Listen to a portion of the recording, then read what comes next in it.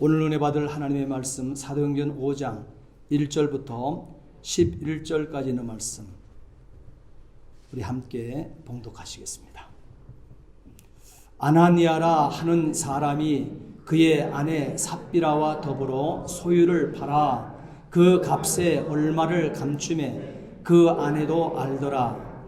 얼마만 가져다가 사도들의 발 앞에 두니 베드로가 이르되 아나니아야 어찌하여 사단이 내 마음에 가득하여 내가 성령을 속이고 땅값 얼마를 감추었느냐.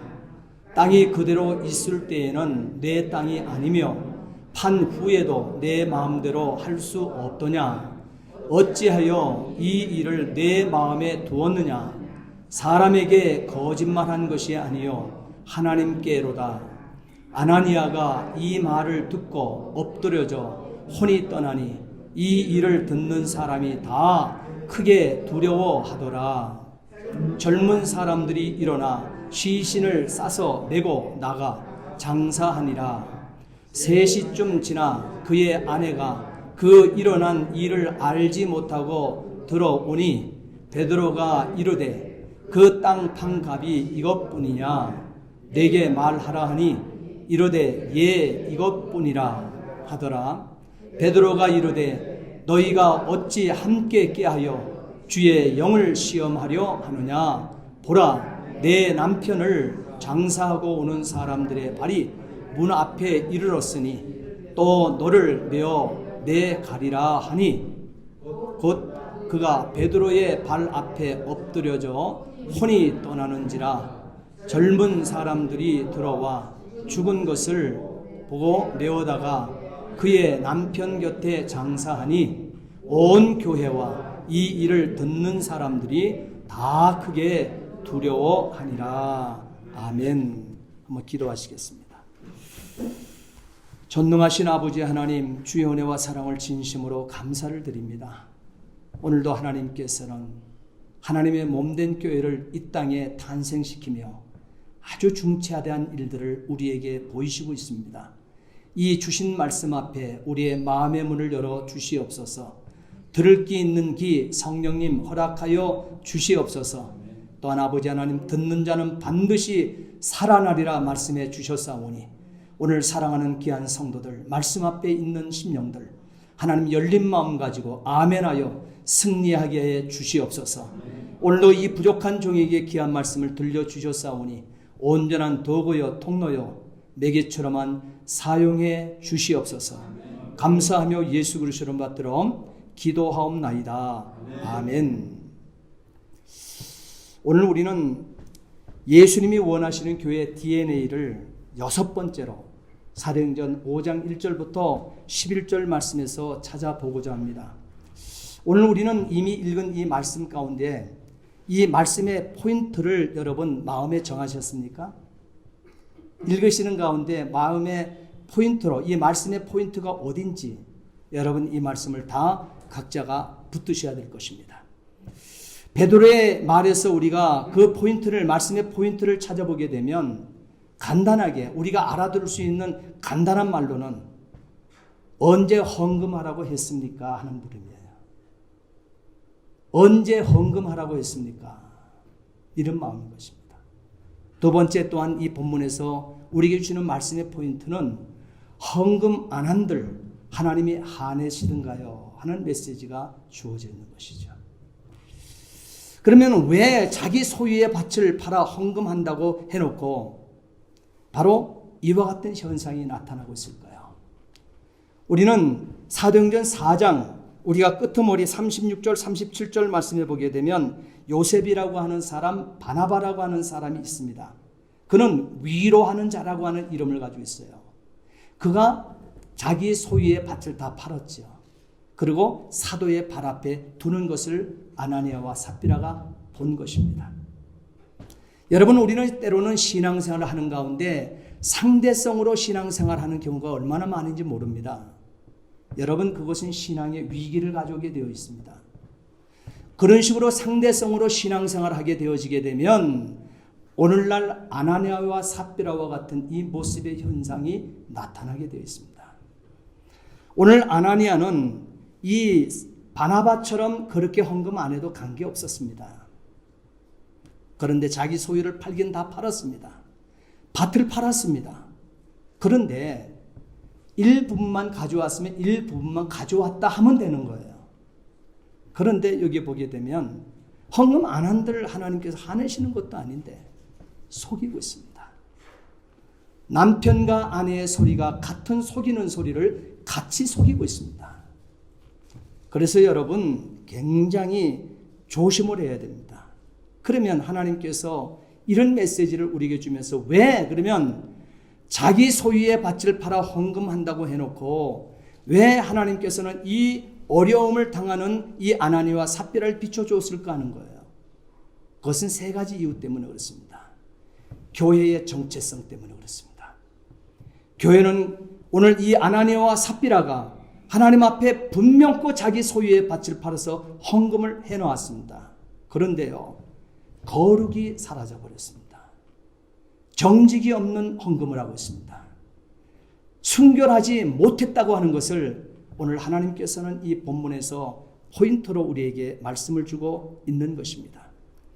이 아나니아와 삽비라 정직하지 못하고 그리고 순결하지 못하고 거룩하지 못한 바로 하나님 아버지 앞에 선 이 모습을 통해서 나타난 결과가 어떻게 나타나고 있습니까?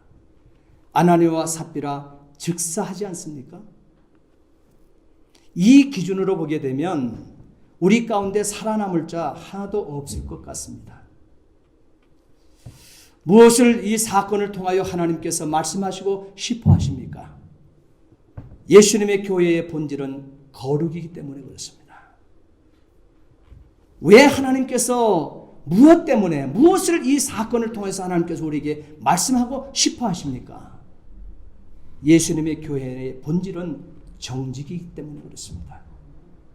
하나님께서 오늘 이 본문을 주시면서 무엇을 이 사건을 통하여 하나님께서 말씀하시고 싶어 하십니까? 교회의 본질이 순결이라고 하는 이 말씀을 강조하시고 싶어서 주신 사건이라는 사실인 것입니다. 이런 교회가 능력 있는 교회가 되기 때문에 그렇습니다. 예수를 믿는다는 것이 무엇입니까? 예수를 믿는다는 것이 무엇입니까?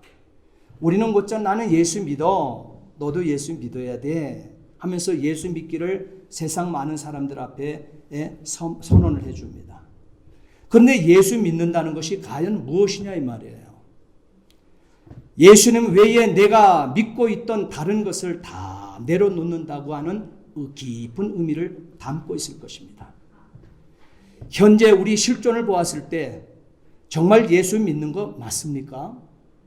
옆 사람에게 물어보세요. 정말 예수 믿는 거 맞습니까? 한번 물어보세요. 이렇게 물어보아야만 할 지경이 사실 이 역사의 끝자락에 나타나는 교회의 현상들이란 사실이에요. 오늘 사실을 예수를 믿는다고 하게 되면 우리들이 신앙생활하는 이 모습, 다수의 성도들이 나타난 이 모습은 나타나면 안 되는 것이죠. 고린도후서 6장 17절 말씀해 보게 되면 주께서 말씀하시기를 너희는 저희 중에서 나와서 따로 있으라 이렇게 선언하고 있습니다. 여기서 보게 되면 주님께서 말씀하셨다 그랬어요. 예수님께서 말씀하시기를 너희는 저희중에라고 하는 말은 세상으로부터 이 말이에요. 너희는 세상으로부터 나와서 따로 있으라. 이것이 교회라고 얘기합니다.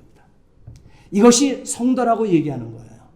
그렇기 때문에 세상 사람들, 나의 이웃, 예수를 믿지 아니하는 사람처럼 우리는 살아갈 수가 없다는 사실이에요. 그렇기 때문에 너희는 예수께서 말씀하시기를, 나의 주인이 말씀하시기를 세상으로부터 나와서 따로 있으라 이 선언을 우리에게 주신 것입니다. 하나님의 은혜 속에서 살아내라고 하는 말씀이지요. 그리고 거룩한 삶을 살아 구별된 삶을 살아내라고 하는 말씀을 우리에게 주시는 것입니다. 그래서 그리스도 예수 안에서 새로운 피조물이 되었기 때문에 세상으로부터 따로 나와서 거룩하게 살아야 한다. 다시 말하면 구별되이, 거룩이라고 하는 것은요 구별되이 살아라 이 말이에요. 세상 같지 않다는 거예요. 예수 믿지 아니하는 사람하고 다르다는 거예요. 구별되이 살아야 한다는 의무를 강조하시는 것입니다. 하나님께서는 이미 우리를 구원하셨다라고 그 구원을 과거 시제로 쓰고 있습니다. 우리의 구원은 과거 시제로 쓰고 있어요. 성경은요. 미래에 완성될 완결된 어떤 결과를 미리 끌어다가 우리에게 주셨다고 하는 점이죠. 왜 그렇게 하셨을까요? 왜 우리의 구원은 이미 2000년 전에 저 골고다 산상에서 나의 구원, 천국 백성 된 것은 이미 거기서 구원이 완성되는 거예요. 저와 여러분. 저와 여러분 구원을 하나님께서 이미 우리에게 허락하신 거예요. 그래서 과거 시제로 쓰고 있는 것입니다. 이미 미래에 완성될, 완결될 나의 구원이 이미 결과론적으로 끝나 있다는 거예요. 왜 그렇게 하셨을까? 왜 성경은 우리에게 그렇게 우리에게 말씀하고 계실까? 그것은 반드시 이루어질 것이기 때문에 그렇습니다. 미리 끌어다가 우리에게 결과를 선언해 주신 것입니다. 지금 우리를 성경을 펴놓고 딱 쪼개서 이 66권 성경을 내 앞에 갖다 놓고 나를 이 성경 앞에 쪼개 놓는다고 하게 되면 우리 안에는 죄밖에 없다는 사실도 인정하셔야 된다는 것입니다. 그럼에도 웬 은혜인지 하나님께서 나를 찾아오셔서 언약해 주셨기에 그 약속 때문에 구원 얻은 의인이라고 성경은 세상 앞에 선포해 주고 있습니다. 지금 현재 나의 실체는 죄인 맞습니다. 그러나 구원받은 죄인이라고 하는 말씀을 하고 있는 것입니다. 여전히 우리는 죄를 짓고 살고 있기 때문이라는 사실을 우리는 잊지 말아야 돼요. 그래서 구원받은 죄인이에요, 우리는. 왜? 예수님을 믿음으로 말미암아 의인이 되었기 때문에. 예. 그래서 구원받은 죄인이 저와 여러분들의 현 주소라고 하는 사실이에요. 그래서 죄라고 하는 것은 본질과 성량의 차원에서 정체성을 짚어가는 것이지 행위를 저지르는 것만 죄라고 말하지 않는다는 사실이에요. 세상은 그렇게 얘기하고 있지 않아요. 성경 밖에 세상 어두움은 그렇게 얘기하지 않아요. 우리의 행위가 조금만 달라져도 의인으로 봅니다. 대단히 선해. 당신 법 없이도 살 사람이야. 이런 소리를 곧잘 합니다. 그러나 그것은 죄의 근원을 모르기 때문에 그렇습니다. 우리 인간이 하나님의 형상대로 지음받은 저와 여러분들의 이 중심은요, 정체성은요, 죄라고 하는 이 정체성은요, 본질입니다. 저와 여러분들은 죄의 본질을 속에 살아가고 있는 거고, 그리고 죄의 성량의 차원에서 나의 정체성을 짚어야 된다는 거예요. 그래서 내가 남을 평상시 이웃을 잘 섬기고 선한 일을 많이 하고 이웃을 봉사하고 살아가는 일생이 한다 할지라도 예수가 그리스도가 되어지지 못하게 되면, 나의 구주가 되어지지 못하게 되면 죄의 본질과 성량에서 자유함을 얻을 수 없다는 사실이에요. 그래서 구원받지 못하는 것입니다. 세상의 다른 모든 의로운 종교, 내가 달려나가는 모든 수고를 통해서, 고용을 통해서 아무리 남보다 뛰어난 남 인생의 사람이 저렇게 살 수도 있어? 법 없이 살 수 없어도 사는 사람이야. 아무리 그렇게 세상 사람으로부터 인정을 받는다 할지라도 행위로 판단하는 것이 아니라는 거예요. 죄라고 하는 것은 본질입니다. 인생의 본질이에요. 그리고 성령의 차원에서 그 정체성을 짚어야 되기 때문에 바로 예수가 아니고는 구원을 얻지 못한다는 사실이에요. 그래서 내 안에서 이미 생각으로 움튀운 것이 행위를 저지르는 것과 동일하게 취급되는 것입니다. 그것이 바로 하나님이 요구하시는 죄에 대한 자각인 것입니다.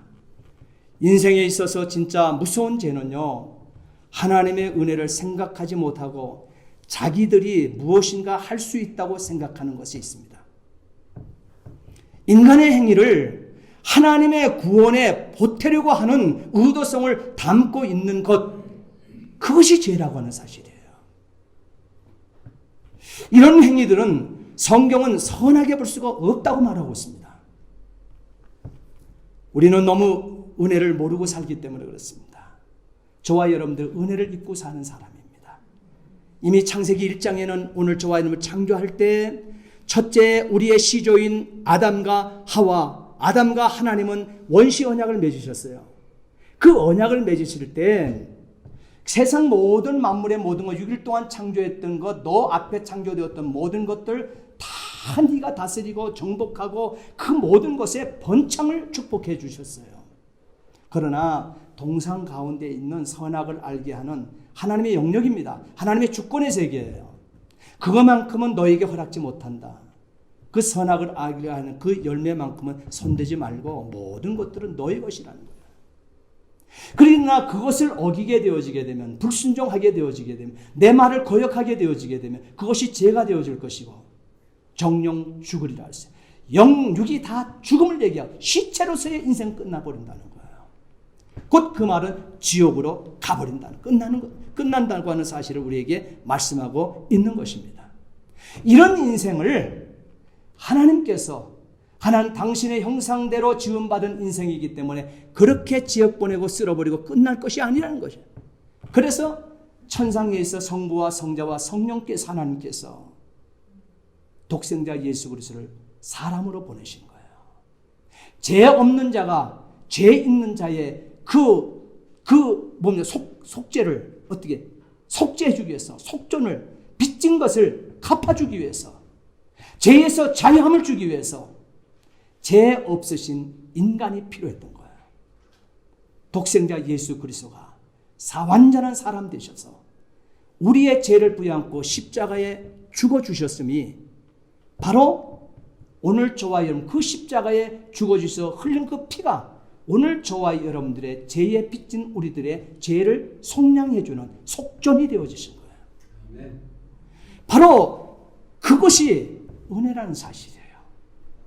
우리는 은혜를 입었다, 은혜로 구원을 얻었다고 하는 이 은혜가 작은 것이 아닙니다. 우리는 은혜를 착각하며 살 때가 너무 많이 있습니다. 우리는 너무 은혜를 모르고 살고 있기 때문에 그런 거예요. 은혜의 힘은 우리의 어떤 노력과 의지와 선행과 결단, 그것을 뛰어넘는 강력한 능력인 것입니다. 은혜가 우리를 뒤집어 엎어 새롭게 하신 거예요. 근원을 바꿔놓은 거예요. 새 창조를 해내신 것입니다. 그 하나님의 은혜가, 독생자를 주심의 그 은혜가 우리를 새 창조해 주신 거예요. 새 사람, 새 피조물로 만들어 놓으신 거예요. 근원을 바꿔놓으신 것입니다. 이것이 은혜인 것입니다. 스스로 계신 전능하신 하나님 내신 의의 길, 그 은혜로만 그래서 구원을 받는 것입니다. 그 은혜를 잊고 배워야만 하나님의 은혜를 알게 되는 거예요. 그런데 우리가 어떤 행위로 그 은혜에 보탤 수가 있다고 하는 말인 것입니까? 은혜를 아는 자들의 이 삶 속에서 열매로 행위가 맺히지만 그 행위를 은혜로 보태려고 하는 것이 내 죄사함에 조금이나마 보탬이 되겠다는 발상은 그 자체가 마귀라는 거예요. 구원에는 내가 보탤 것이 하나도 없습니다. 우리 인생에. 내가 선함을 많이 일으켜 산다 할지라도 구원에는 보탤 것이 없습니다. 인생은 보탤 수가 없어요. 내가 이미 시체 덩어리가 되었는데, 내가 이미 시체가 되어 있는데 무엇을 사고한다는 거예요? 누구를 바라볼 수 있다는 거예요? 누구를 찾아갈 수 있다는 거예요? 전능자를 어떻게 본다는 거예요? 내가 시체인데, 이미 죽어 있는데. 그렇기 때문에 우리 인생은 전적 부패한 자라는 거예요. 전적 부패했다. 곧 나는 시체다 이 말이에요. 죄로 말하면. 이미 죽은 자다 이 말이에요. 그래서 은혜 아니면 내 죄사함 조금이나마 보탤 것이 세상에는 인생을 통해서는 없다는 사실이에요. 피조 세계를 통해서는 없다는 사실이에요. 그래서 독생하신 하나님께서 이 땅에 오셔서 이 역사를 이루심이라는 거예요. 그것이 바로 신약의 바리새인 것입니다. 내가 보탬 내 죄사함에 조금이나마 보탬이 되겠다는 발상을 가지는 그 순간 우리는 신약 시대의 신약의 바리새인이 되어버리는 거예요. 그들을 가리켜 바리새인이라고 그러는 거예요. 그 바리새인을 보고 예수님께서 너의 아비는 마귀다라고 하셨던 것입니다. 그렇기 때문에 오늘날 캐톨릭이니 알미니안주의 이것을 주장하는 사람들은 사탄의 계략에 빠져 있는 단체가 아니고 무엇이겠냐 이 말이에요.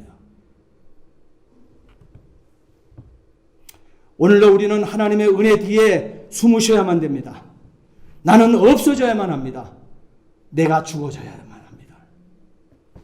그랬을 때 예수님께서 내가 예수님의 이름으로 하는 모든 일, 곧 내 안에서 나오는 예수님의 행위를 칭찬해 주시게 되는 것입니다. 성경의 증거를 그러면 확인해 보겠습니다. 사실 그런가? 자, 마태복음 25장을 다 찾으세요. 저기 있어요. 마태복음 25장. 이 말씀을 함께 우리가 읽겠습니다. 마태복음 25장 35절부터 39절 말씀을 참참히 먼저 1차적으로 35절부터 36절까지 있는 말씀만 읽겠습니다. 내가 줄일 때에 너희가 먹을 것을 주었고 목마를 때에 마시게 하였고 나그네 되었을 때 영접하였고 벗었을 때에 옷을 입혔고 병들었을 때에 돌아보았고 옥에 갇혔을 때 와서 보았느니라. 여러분, 이 말씀이 무슨 문장인지 아시죠?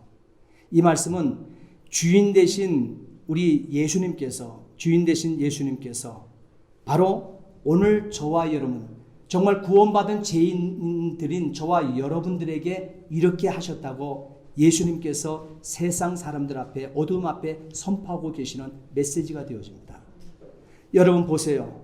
정말 우리가 이렇게 살았습니까? 이때에 은혜 아래 살던 사람들, 이것이 은혜 안에 살던 사람들이거든요.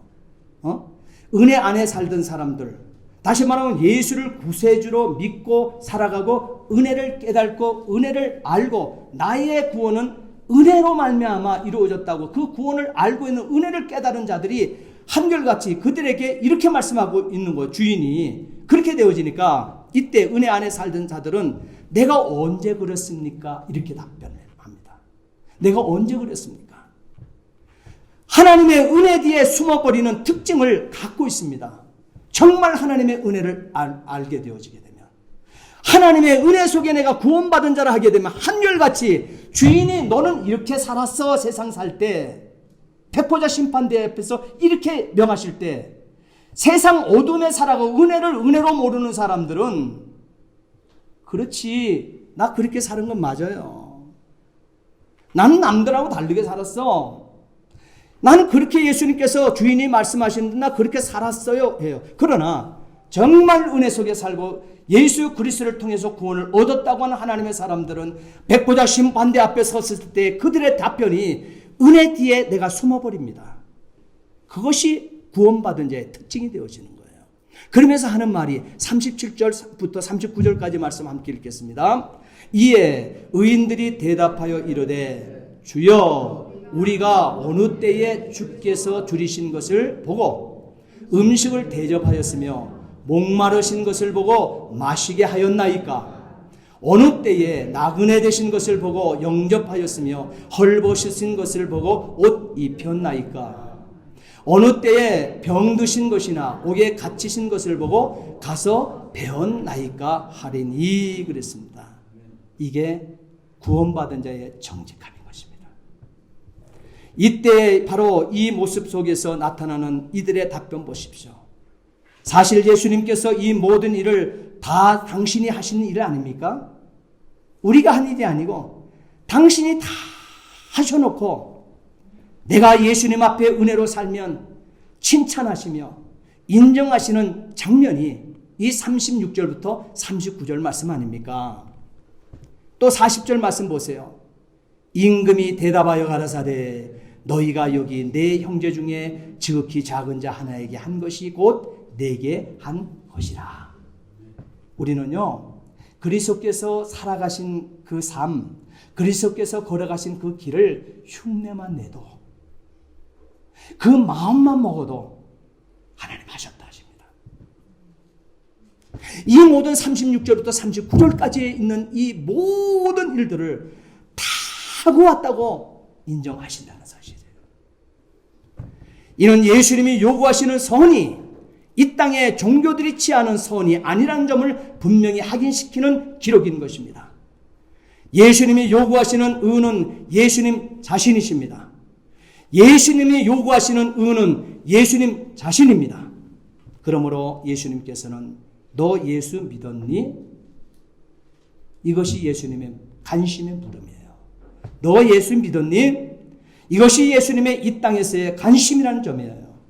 그리고 천상에서 백보자 심판대 앞에 섰을 때 우리 인생에 묻는 예수님의 관심, 주인의 관심은 십자가 져주시고 승리자이신 만왕의 왕이신 그 왕의 관심은 너 예수 믿었니?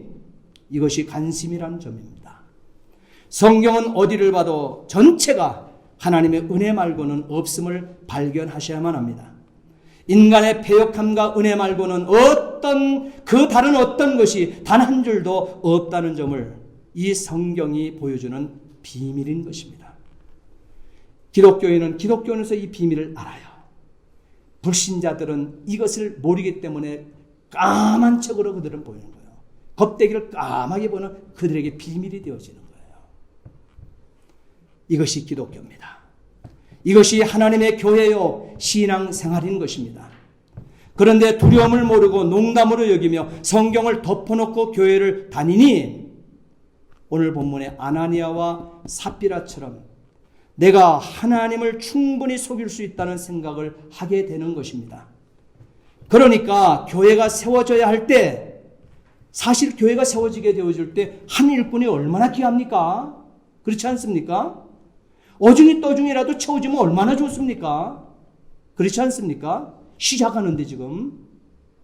그리고 그 물질 아나니와 삽비라가 지금 드리는 것 절반을 드렸다 할지라도 얼마나 교회에 유익이 되겠습니까? 우리 그렇게 생각하지 않습니까? 그런데요, 한 일꾼이라도 그 물질이라도 더 필요할 터인데도 사망으로 다스리신 것입니다. 사망으로 다스리신 것입니다. 왜? 예수님은 아나니아와 삽비라에게 일어난 행위를 공격하여 사망으로 결론을 내리시고 있을까요? 아나니아와 삽비라가 교회 앞에서 헌금이라는 행위를 하고 있기 때문에 그렇습니다. 자신의 소유한 땅판 값의 얼마를 감추고 얼마를 가지고 사도들의 발 앞에 두었던 것입니다. 아나니아와 삽비라는 분명 율법을 지킨 것입니다. 그런데 그 행위를 하나님께서 죽여버린 것입니다. 아나니아와 삽비라가 하나님의 은혜를 알았다면, 그가 은혜를 알았다면 이렇게 밥 팔아 그 값의 일부를 감춰놓고 나는 지금 다 내어놓은 것입니다. 나는 다 내어놓은 것입니다. 이렇게 말할 수 있었을까 하는 것이에요. 8절 함께 읽겠습니다. 8절 말씀. 8절 우리 다 함께 읽겠습니다. 베드로가 가로되 그 땅 판값이 이것뿐이냐 물음입니다. 내게 말하라 하니 가로되 예 이뿐이라 그랬습니다. 은혜를 알고 산다고 하면 이런 모습은 나타날 수 없지 않습니까? 그렇잖아요? 아나니아 삽비라 사건을 통해서 깨닫게 하시는 메시지는 정직성입니다. 그리고 순결성입니다. 정직과 순결성이 무너져 이 거짓을 하게 되어질 때 때때로 유기체가 파괴되어집니다. 교회는 무너진다는 거예요. 이 일은 하나님이 굉장히 싫어하십니다. 우리의 단순한 거짓처럼 보이는 것이 교회 태바 유기체를 심하게 훼손합니다. 교회의 순결함을 파괴시키는 것을 하나님이 굉장히 싫어하심을 이 사건을 통해서 증거받고 있는 것입니다. 그러면 이제 아나니아와 삽비라가 지은 죄가 왜 중대한지 그 이유를 성경에서 찾아보겠습니다. 3절 4절 함께 읽겠습니다. 3절 4절 베드로가 가로되 아나니아야 어찌하여 사단이 내 마음에 가득하여 내가 성령을 속이고 땅값 얼마를 감추었느냐. 땅이 그대로 있을 때에는 내 땅이 아니며 판 후에도 내 임의로 할 수 없더냐. 어찌하여 이 일을 내 마음에 두었느냐? 사람에게 거짓말한 것이 아니요 하나님께로다. 여기서 내 임의로 할 수 없더냐? 판 후에도, 팔기 전에도 네 땅, 판 후에도 네 땅. 근데 판 후에 내 임의로 네 마음대로 할 수 없더냐? 물음으로 돼. 원어를 보게 되면 물음표가 거기에 딱 찍혀 있습니다. 오늘 우리 성경에는 우리 번역본은 없어요. 다른 번역본 성경을 보게 되면 물음표로, 원어를 보게 되면 물음표가 딱 찍혀 있어요. 거기에. 네 마음대로 할 수 없었더냐? 할 수 있었다는 것이죠. 이 대목에서 하나님께서 아나니아에게 땅을 팔라고 요구하신 적이 있었습니까? 없었습니까? 없었습니다. 본인이 자원해서 팔았습니다. 하나님은 아나니아가 소유한 땅에 관심이 있었겠습니까? 다시 묻습니다. 하나님은 아나니아가 소유한 땅에 관심이 있었겠습니까? 하나님은 아나니아가 가진 땅에 관심이 없었습니다. 하나님께서 아나니아의 땅에 관심이 있었다는 사실을, 이 관심이 없었다는 사실을 우리는 성경을 통해서 확인해 봅니다. 4절 말씀 제가 그냥 한번 보세요, 눈으로. 쉬운 성경, 똑같은 본문을 쉬운 성경의 번역본에서는 이렇게 번역을 해놨습니다. 그 땅은 팔기 전에도 그대의 것이었고 판 뒤에도 그 돈을 그대 마음대로 할 수 있었어. 이렇게. 이것이 쉬운 성경의 번역본입니다. 바로 이 땅은 내 마음대로 팔든 안 팔든 하나님께 땅판 값의 일부분을 드리든 안 드리든 그것은 내 마음대로 할 수 있었던 것이 아니냐 하면서 원어를 보게 되면 물음표를 거기다가 찍어 놓은 거예요. 바로 이 부분은 분명 물음표가 붙어 있음을 확인하게 되어집니다. 베드로를 통해서 성령께서 묻고 있는 것입니다. 그런데 어찌하여 성령을 속일 마음을 먹었어? 그대는 사람을 속인 것이 아니라 하나님을 속인 것이요. 여기서 아나니아에게 있어서 하나님의 이 관심은요, 어디에 있었는가 하는 점을 정확하게 밝혀주고 있죠. 어디에 두고 있습니까? 바로 아나니아의 영혼에 두고 있다는, 아나니아의 심령에 두고 있다는 거예요. 하나님의 관심은 아나니아의 영혼, 아나니아의 심령이 정직하고 깨끗하기를 바랬던 것입니다. 그 마음속에 하나님을 속이고 사람을 속이는 그런 마음이 있지 않기를 바랬던 것입니다. 다시 말씀드립니다. 하나님은 아나니아가 소유한 땅에 관심이 없으셨습니다. 왜냐하면 그 땅은 이미 하나님 것이기 때문에 그렇습니다. 하나님 것이기 때문에 그렇습니다. 그렇다면 하나님의 관심은 그 땅을 청지기로 가지고 있는 사람에게 관심이 있다고 하는 사실인 것입니다. 아나니아와 삽비라가 하나님을 속였다고 합니다. 하나님의 은혜를 체득한 초대교회 성도들입니다. 그런데 어떻게 이런 일이 일어난단 말입니까? 상상도 하지 못하죠. 내 것 네 것 없이 살았는데. 성경은 몇 가지 단서를 제시하고 있습니다. 3절 한번 보세요. 사단이 내 마음에 가득하여 그랬습니다. 성령을 속이고 그랬습니다. 단서입니다. 그리고 4절 말씀해 보면 사람에게 거짓말한 것이 아니라 뭡니까? 베드로 사도에게 거짓말한 것이 아니라고 얘기하고 하나님을 속인 것이다 이렇게 얘기해버려요. 그리고 9절의 말씀 보게 되면 주의 성령을 시험할 수 있단 말이요 하면서 물음표를 거기다 딱 찍어놓죠. 이렇게 아나니아와 삽비라의 일이 작아 보이지만 분명하게 하나님은 심판하고 계셨던 것을 보게 됩니다. 죄라고 하는 것은 행위를 저지르는 것만 말하고 있지 않습니다. 내 안에서 이미 생각으로 움튀운 것이 행위를 저지르는 것과 동일하게 취급되고 있다는 사실이에요. 그 이유는 죄는 본질이며 죄는 성향이기 때문에 그렇습니다.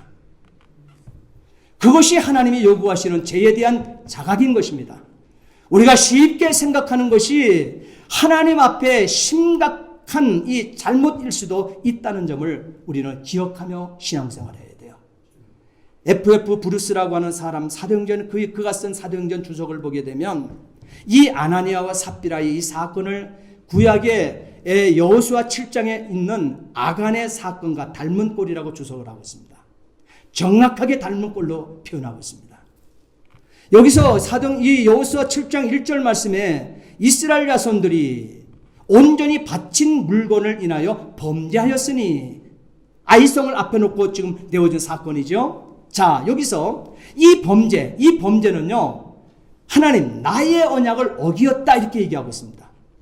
이스라엘 사람들이 온전히 맞춰진 물건을 지금 아간 한 사람이 훔친 거예요. 지금 자기가 그 탐이 나서 감춰버린 거예요. 좀 취해버린 거예요. 그런데 하나님께서는 이 범죄는 민족적으로 묻고 있습니다. 지금 태바 공동체로 묻고 있다는 사실이에요. 유기체라고 묶어서 얘기하고 있는 거죠. 아간 너 한 사람의 죄가 아니라는 거예요. 한 태바를 탄 구속받은 하나님의 택한 선민 공동체 너희들이 나의 언약을 어기었다 하십니다. 그래서 그들이 바친 물건을 취하고 도적질하고 사기하고 자기 기구 가운데 두었다라고 이렇게 표현하고 있어요. 그렇기 때문에 하나님께서는 우리가 한 태바를 탔다고 하는 것 자체는 굉장히 소중한, 굉장히 중요한 거예요. 그래서 여기에 보게 되면 이렇게 얘기하고 있잖아요. 유다 지파였다 그랬어요. 세라의 증손이라, 삽디의 손자라 그랬습니다. 갈미의 아들이라 그랬습니다. 아들 이 아간이 온전히 바친 물건을 취하였음이라. 이것을 70인역을 보면, 70인역 뭐냐면 구약 히브리서를 헬라어로 바꿔서 성경을 다 해석을 했어요. 번역을 했어요. 그것을 70인역이라 그래요. 그 70인역에 보게 되면 구약에 바친 물건을 취하였음이라 그 말을 그 70인역에서는 감춤에 이렇게 표현하고 있어요. 그러니까 오늘 아나니와 삽비라 사도행전 이 5장에 나타나고 있는 아나니와 삽비라 속에서 나타난 그 말, 감춤의 그 말이 취하였음의 말과 동일한 말이라는 원어라는 사실입니다.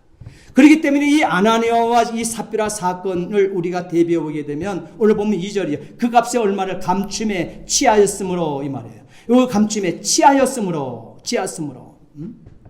그러므로 이것은 근거로 해서 이 아간의 사건과 아나니아의 이 사건을 닮은 꼴의 사건으로 보는 것입니다.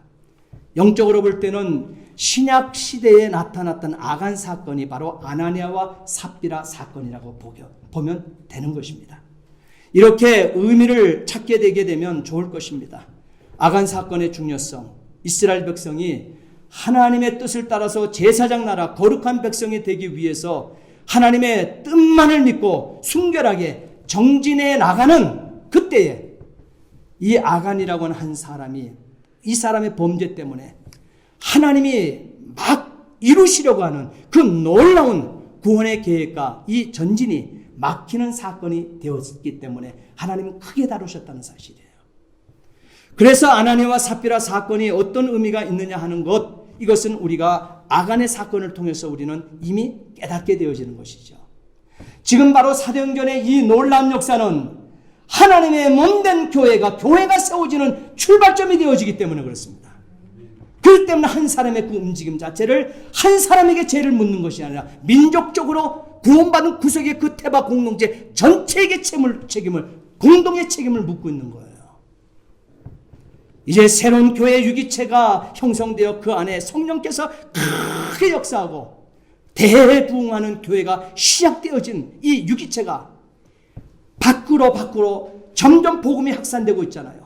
확산되어 가고 있는 그 일에 아나니아와 삽비라가 범한 이 죄가, 이 범죄는요, 단순한 자기 유익을 취한 작은 범죄가 아니란 점을 성경은 우리에게 확인시켜주고 있는 것입니다.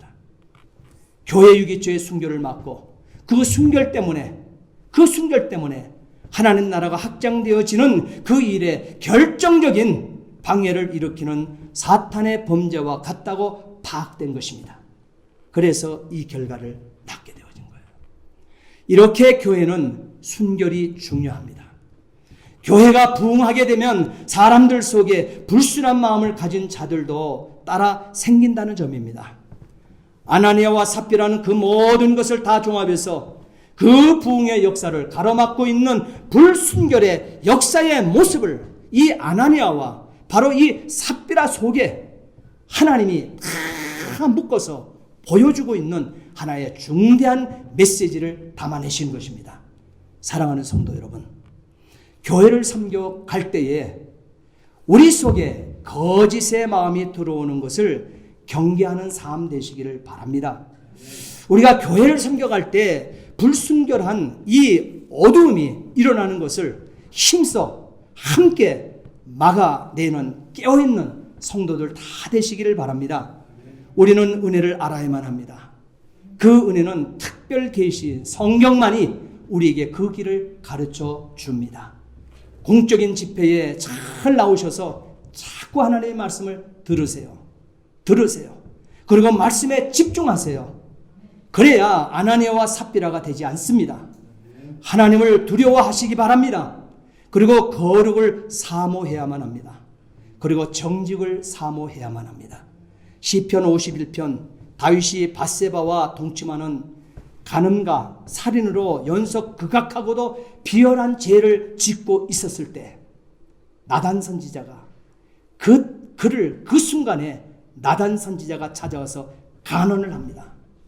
다윗은 범죄한 이후에 나단 선지의 간언을 듣고 다윗이 무슨 기도를 하는지 여러분 아십니까? 그것이 시편 51편의 기도거든요. 함께 따라합니다. 주의 얼굴을 내 죄에서 돌이키시고 내 모든 죄악을 도말하소서. 하나님이여 내 속에 정직한 마음을 창조하시고 내 안에 정직한 영을 새롭게 해 주시옵소서. 아멘이시죠? 아멘. 예. 오늘 성령으로 잉태되어 성령으로 해산한 이 교회된 우리 모두는 이런 다윗 같은 범죄에 있어서도 용서를 구하는 회개의 기도를 해낼 수 있게 되기를 예수님의 이름으로 축복합니다. 아멘. 기도하시겠습니다. 전능하신 아버지 하나님, 주의 은혜와 사랑을 진심으로 감사를 드립니다. 이 땅의 모든 인생들 정말 아버지 하나님이여 죄의 본질을 죄의 성향 가진 자라는 사실을 잊지 않게 도와 주시옵소서. 아버지 그것을 깨달은 자 되어야 다윗같이 되어집니다. 엄청난 범죄, 보통 사람이 지을 수 없는 이 범죄를 저질러 놓고도 아버지 나단 선지자가 와서 간언을 하게 될 때 듣고 즉시 그 현장에서 기도를 주의 얼굴을 내 죄에서 돌이키시고 내 모든 죄악을 도말하소서. 하나님이여 내 속에 정한 마음을 창조하시고 내 안에 정직한 영을 새롭게 하옵소서. 우리의 기도 되게 해 주옵소서. 감사하며 예수 그리스도를 받들어 기도하옵나이다. 아멘.